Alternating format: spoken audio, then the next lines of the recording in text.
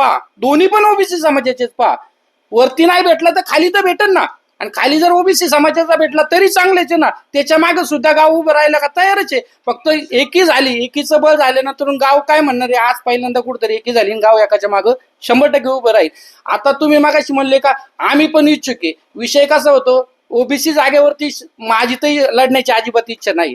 कारण की बेल्ला ग्रामपंचायतच्या टायमाला सुद्धा ओबीसी जागा होती. मला माझ्या बायकोचा दाखला काढता येऊ शकत होता, पण मी काय सांगितलं, जी जागा ओबीसीला आलेली पहिल्यांदा प्राधान्य ओबीसीचं, त्या टायमाला सुद्धा कोणी तयार झाले नाही, म्हणून आम्ही कुंभीचा उमेदवार त्या ठिकाणी दिला. आता सुद्धा मी तुम्हाला सांगतो, पंचायत समितीच्या याच्या हे चालू आहे, आरक्षण ओबीसीचं पडलेलं आहे.